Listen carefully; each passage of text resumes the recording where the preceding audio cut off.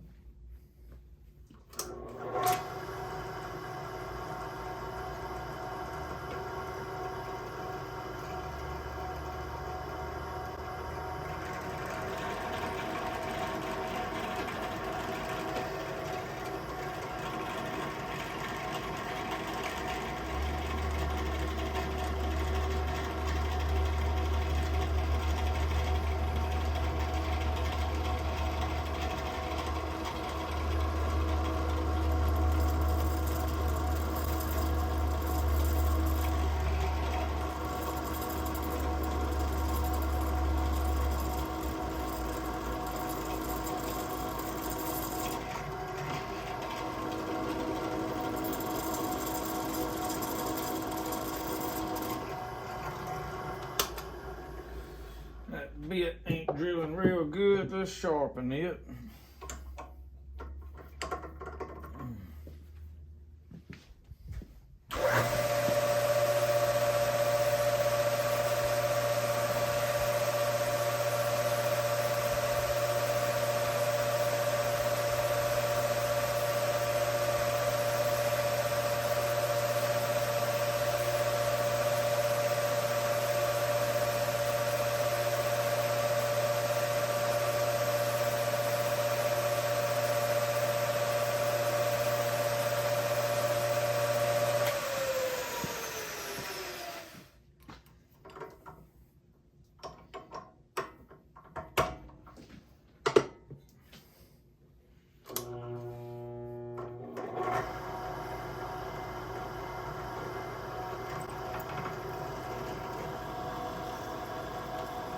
Now it's cutting.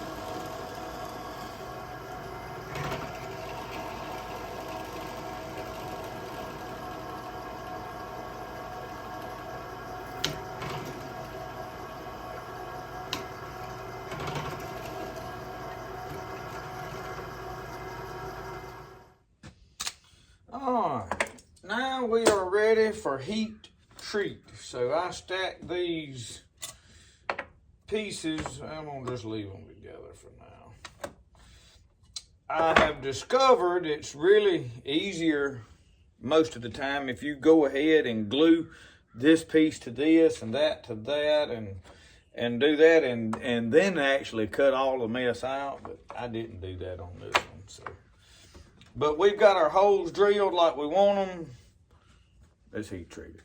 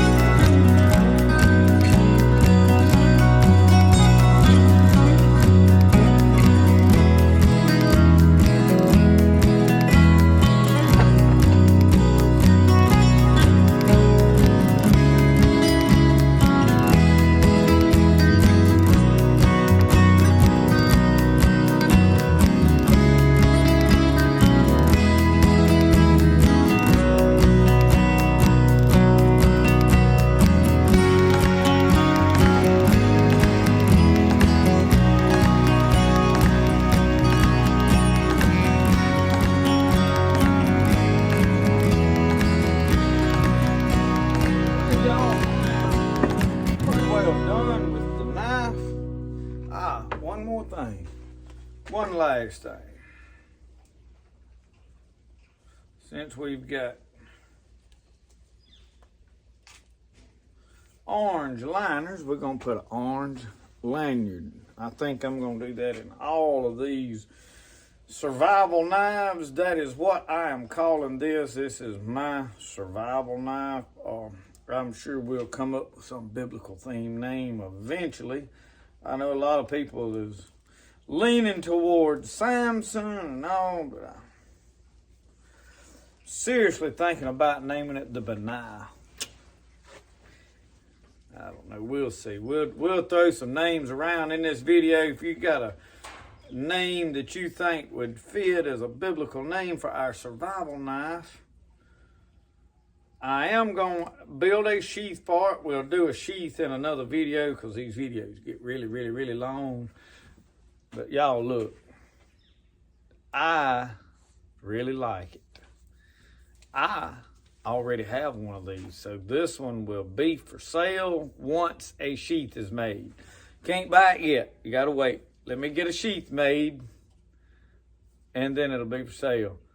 Thank y'all for watching Spirit of the Outdoors. Remember, the best way to do things is the way you like to do it. We'll see y'all. Y'all have a good one.